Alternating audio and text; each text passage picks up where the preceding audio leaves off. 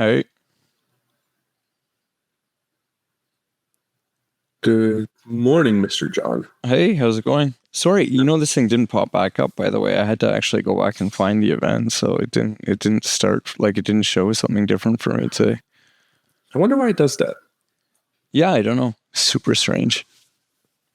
Let me when you start recording. I got a good kicker to start off this morning. I think it'll get you going, John. Oh, oh yeah? All right. Good. There's the hand rubbing. I know it's going to be good. Yeah, we'll see. Wait, yeah. Yeah, let me know when you start recording. I'm just going to start. It's good. Yeah, it's good. Oh, it's good now? Yeah, yeah. Well, good morning, everybody. Thanks for joining. Leading Logistics is what the suggestion was, and it's going to be a fantastic morning. As always, I'm going to start off with a good quote or a thought-provoking thing. There are different types of hard work. There's outthinking, a better strategy, a shortcut. There's pure effort, working longer, intensity. There's being opportunistic, positioning yourself to take advantage of change. There's consistency, which is doing average things for longer. And there's focus, saying no to distractions. Each of these requires a different type of hard work. So I'm going to kind of do this similar format of talking about some news articles and about some things about logistics. I want to hit the ground running with a LinkedIn post I thought was fantastic. I'm not sure, John, if you saw it because I didn't see you comment on it, but it was by Benjamin Gordon. And the question was, could Canada Post go bankrupt? Oh, should they be privatized in order to compete more effectively? And there's a lot of great comments on this one. But let's start off with your thoughts, John. What do you think? Do I think they could go bankrupt or should go bankrupt? Yeah, both. I think all the postal services could and would go bankrupt if the governments allowed them. Like, I know that they operate very often as these like separate entities and stuff like that, but like the USPS, for example, gets all kinds of special grants and types of funding that's indirectly from the government, even though they're supposed to be sort of self-sustaining. Canada Post is similar. I just think, I think the challenge with them is that it's not so much like they're not going bankrupt per se because they're a public company and they're a government or a crown corporation. They're going bankrupt because of the fact they're not changing fast enough. So, anything that someone that would come in and privatize them, they would just do all the things that could be done anyway, right? Like, both of them are not acknowledging or making themselves relevant enough to e-commerce and parcel. And then at the same time, they're allowing their network to be completely taken advantage of, right? Like even Amazon or UPS or FedEx or whoever in both countries will cherry pick all of the great and strong areas where there's enough density, and then they push out everything they don't want to do to like Canada Post or to USPS.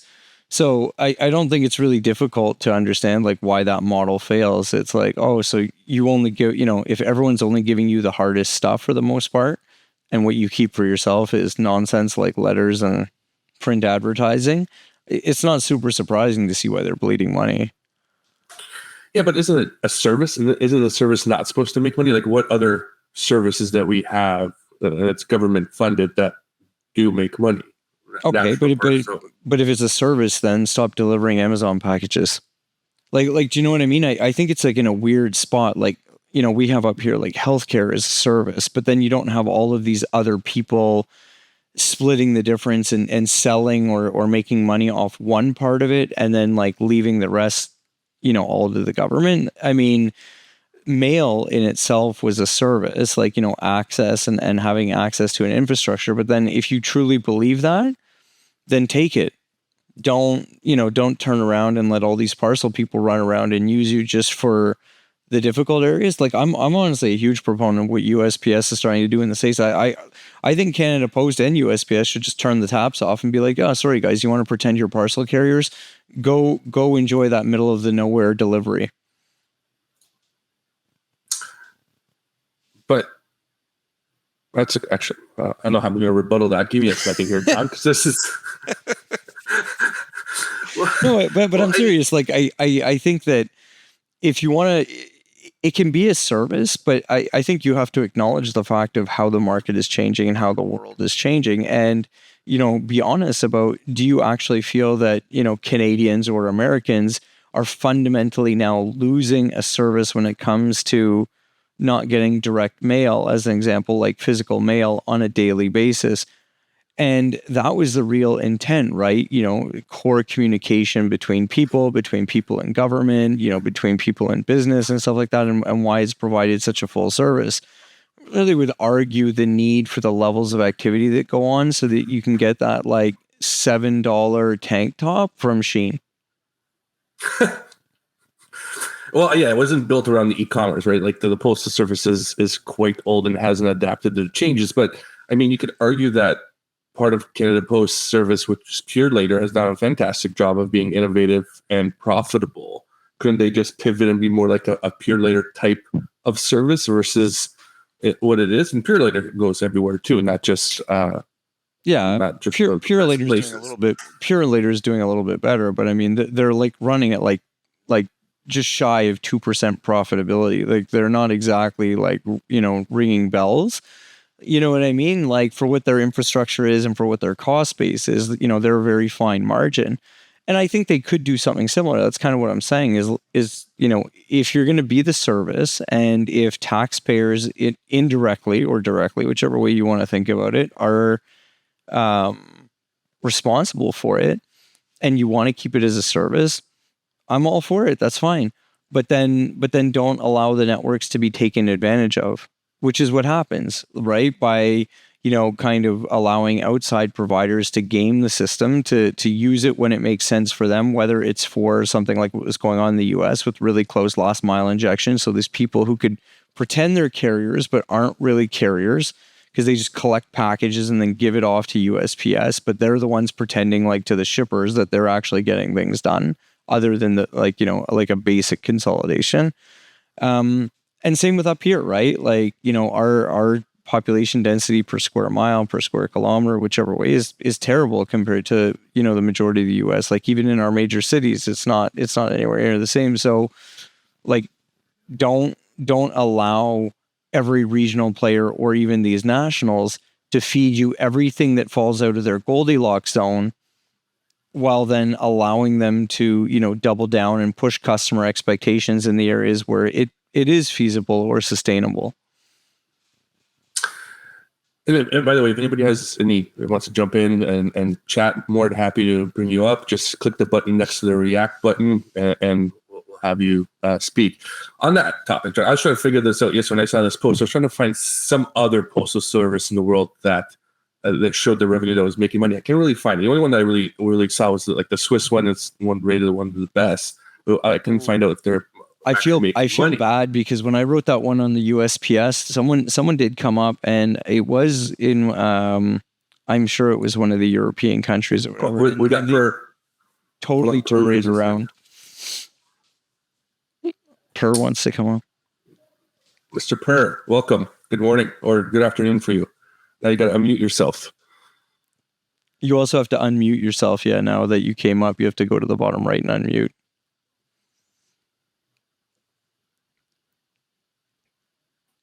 There you go. We go. Yes. How are you? Well, I'm from Denmark, right? We have a fantastic postal service here, and they are making absolutely no money.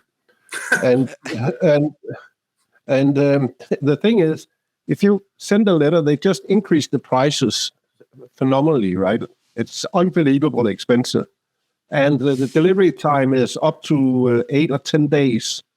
And we are a very small country, right? There's about 350 kilometers from one end to the other. So this is ridiculous. And what it does is it prevents people from using the postal service. And what you were talking about before is actually historic, how the postal service. I have a postcard from my grandfather from 1910 or something like that, where his brother is sending a postcard in the morning and saying, I will be on the train at 4 p.m. this afternoon. And he was going from one end of Denmark to the other. And the postcard got there before, so my grandfather, he could go and pick him up at the station. That's how yeah. On the same day, right? That's crazy. Yeah, you know, it's a fun thing to have. But today, the Postal Service, I think the problem you're talking about is all this e-commerce stuff, is that the countries are tied up between them on delivering. So any post coming from China has to be delivered by the local country postal service. All right. And that's why, and that's some international rules which are in place. So everything comes into the country, right? And if you look to the Danish Postal Service, their sortation center, it's an absolute freaking mess because there's so much small packages, crap that's coming in, right? And it doesn't cost the Chinese exporter anything because it's part of the nation-to-nation postal service agreement. So I think that's where the crux of the matter is. First of all, I'd like to acknowledge that is such a crazy, cool story that we've digressed our postal service. You were able to send something in the morning and it would be there before you got there on the train. I think that's a fantastic little story there. But I forgot about the international agreement that if it's sent through another nation's postal service, you're obliged to move. It depends on, and the original one got paid. It obviously gives a little bit to the other one, but that could really overload it on a country that really subsidizes their postal service and then overloads another country. I never thought about that angle before. You just think, I think though what it comes down to is that most of these organizations, like they were never built for like parcel and e-commerce, right? It was all about letters and like even like Pitney Bowes as an example, like it was about letters and mail machines and things like that. They just never invested fast enough in the infrastructure. They're probably in a better position to now.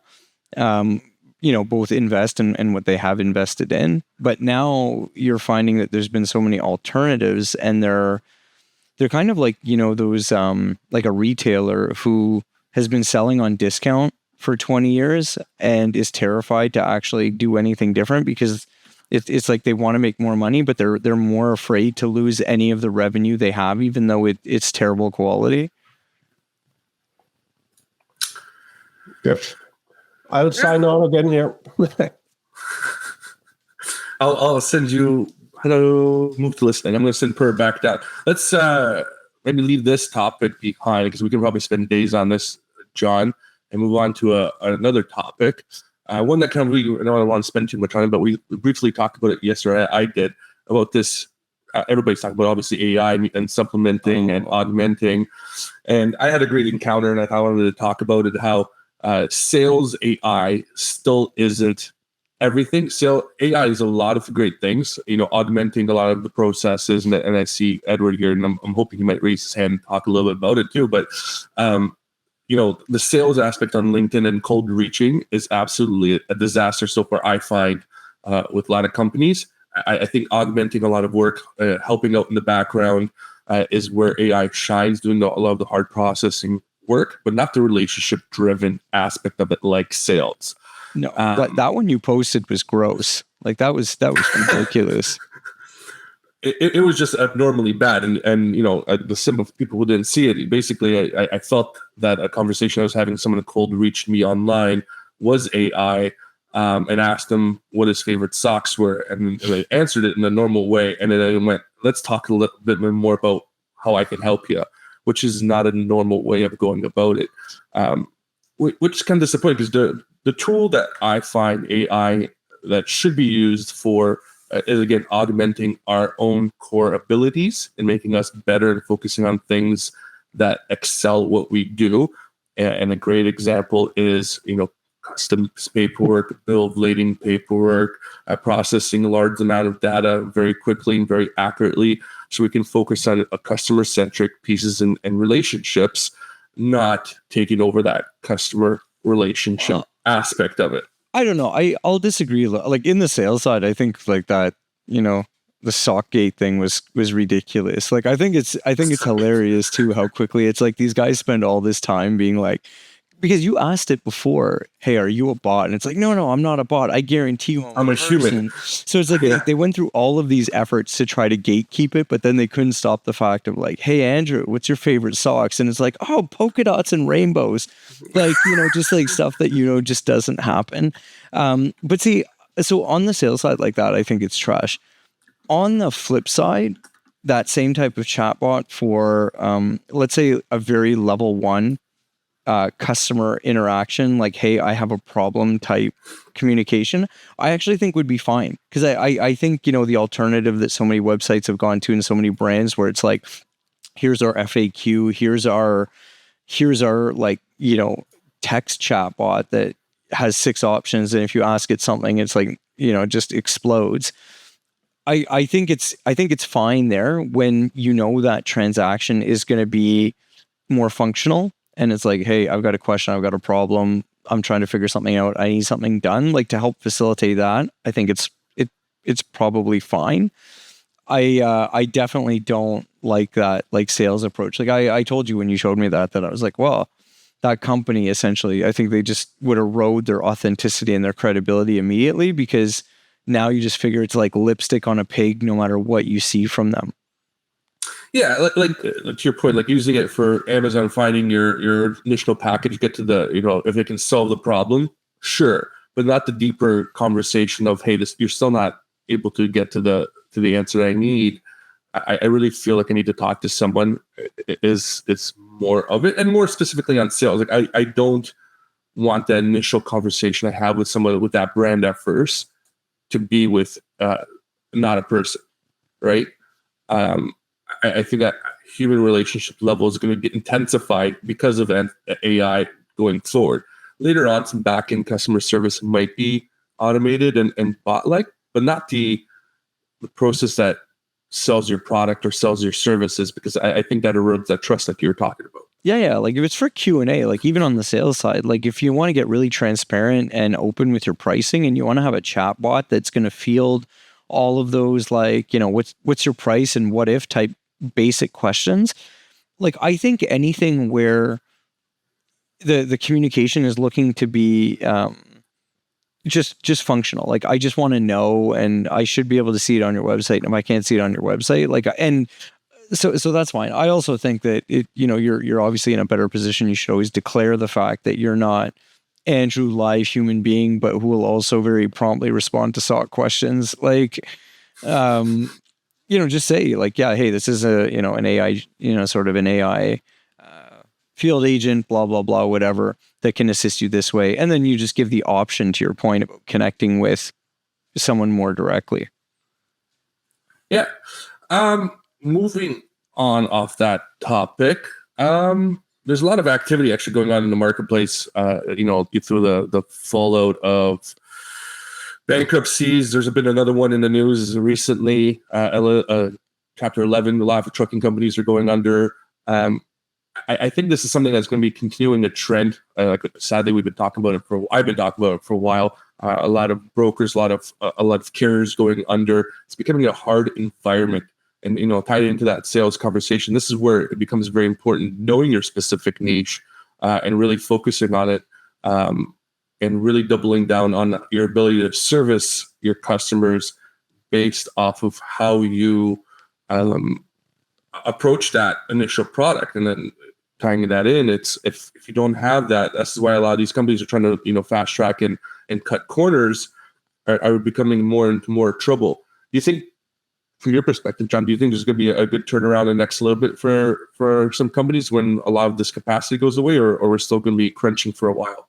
I think it's honestly going to get harder, right? Like so much of the trucking, like the freight industry, is done by small fleet, sort of small operators. And, I think what you're seeing is like a second version of like what happened when hours of service first came in, right? You had a lot of people that were brute forcing the system, that were probably doing some things, obviously, that shouldn't have been doing to make ends meet, right? Working a little longer and being out longer than they should.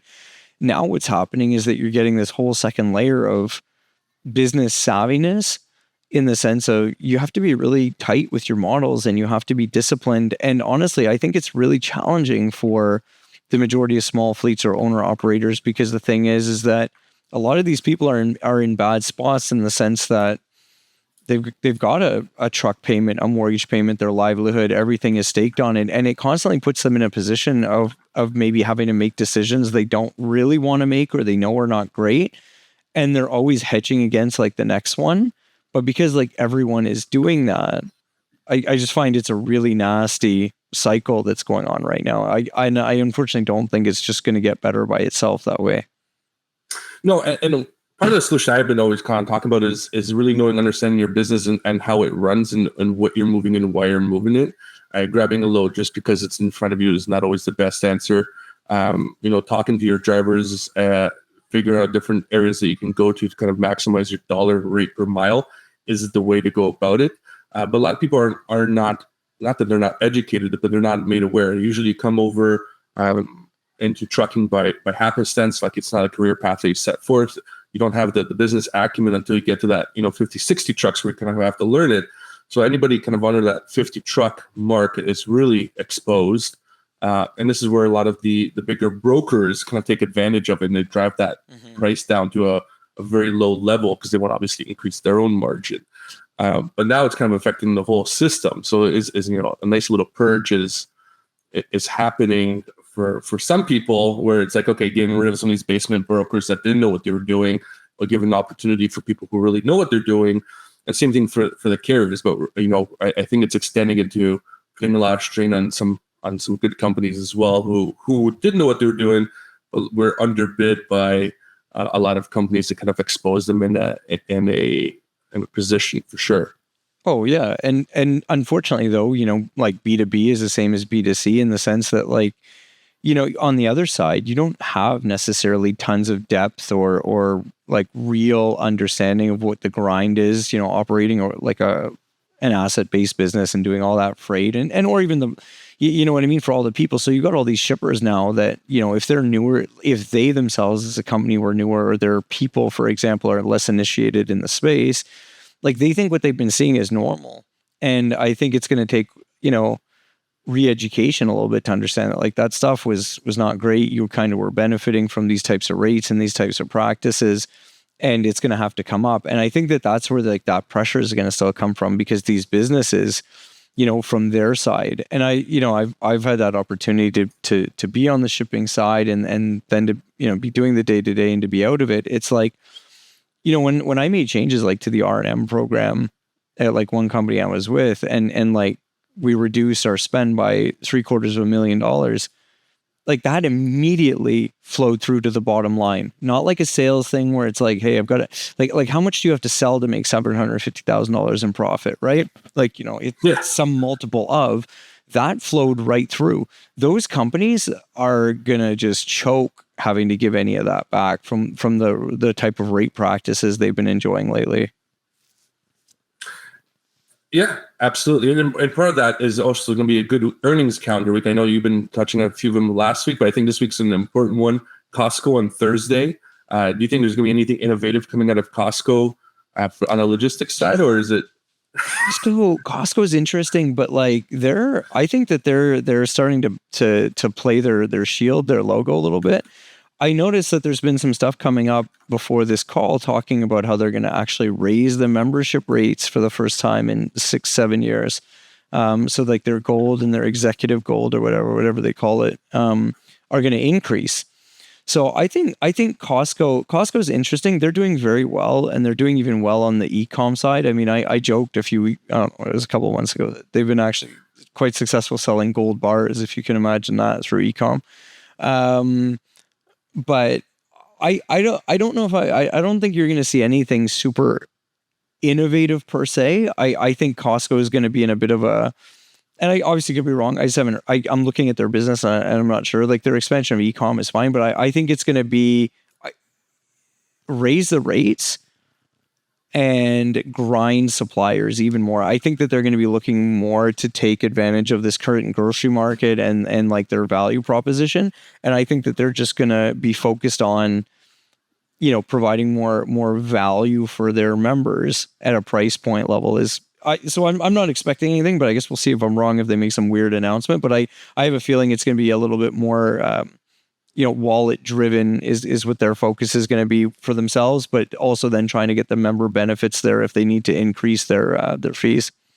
You think the e-com from Costco is actually good? I never thought it was that good. Every time I've used it, I was always kind of disappointed. I think at first they were using Instacart, or they're still using Instacart. And And I never thought it was that functional. I didn't think it was as good as other people's services, which I find surprising that you said you were impressed. They're definitely not as good, but I think what's interesting is that they've taken the opportunity to use it as a channel where you don't have to be a member to use it. So you pay a little bit more, but it starts getting customers accustomed to using Costco, or like that lure of Costco. Like, you know, their membership program is by far their best like mode or like their intrigue or whatever, because like they start every year with just hundreds of millions of dollars of free cash flow, like for investment, like just this straight off the bat. And I think, you know, that even quasi exclusivity, even though you can go buy it, but because, you know, you can't do it all the time, I think what they're doing on e-com is interesting. And especially too with their business center stuff, I think has been a little bit more of an interesting play. I think that they're doing a little bit better job, consumer, business, and then sort of playing in both fields that way. But they're definitely not trying to compete broad marketplace with like, you know, Walmarts or even Targets or anything like that. I'm curious if their e-com per person sales is the same as a person going to the store. Because I know every time I go into the store, no chance. Less. No chance. You can't get out of that. You go in to buy $20 worth of stuff and you come out with 400. Like there's no way that's happening on e-com.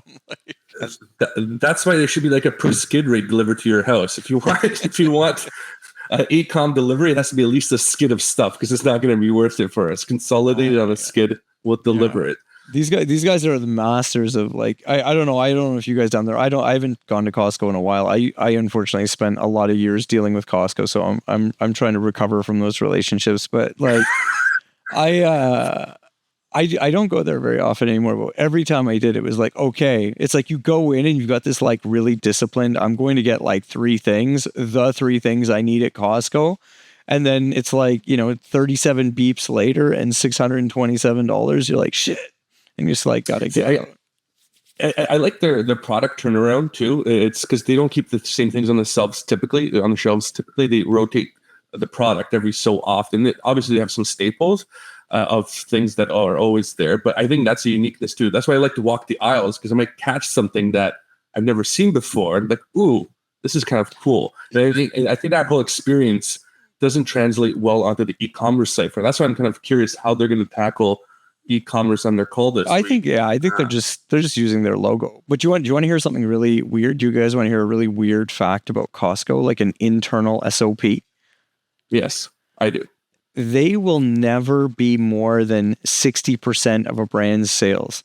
Like they'll tell you this like with confidence, like they're doing something so amazing. But can you imagine that it regularly came up for them and that they're so impactful with some of these smaller retailers that they've decided to set a hard limit, being like, hey, thanks for your, you know, amazing new organic product, blah, blah, whatever. But like, what we can't be 90% of your sales. Like they've been that successful. And I still think 60 is a crazy high number. Like if I were selling any kind of CPG product and 60% of my revenue is coming just from Costco, I think I would just be terrified at night and not know how to sleep for how that is. But like they set a hard limit on that and they're very proud of it. Well, I mean, it is very scary, because if anything over 20 is scary, you know, 10 is still scary, but 60% is ridiculous. What if one day they decide, hey, this isn't the SKU for us anymore? Or we need a better price.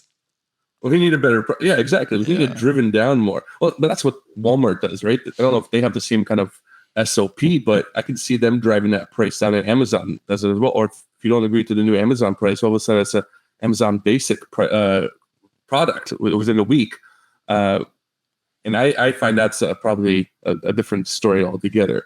But we're approaching another time. For the first time, we're going live on a Monday morning. Thanks everybody for joining in. I'll leave some last words for John here, because he is my dynamic duo partner, and I appreciate him coming on as always. So, John, you want to take it away with some last few words for the group? And thanks for everybody for joining us this morning, by the way, too. No, I think interesting week, like you said. So the rest of Q1 is rounding out. I got Chapters or Indigo. It's a Canadian thing, guys. But like gonna watch that. I showed Matt the post that's coming out in like, I don't know, 20 minutes.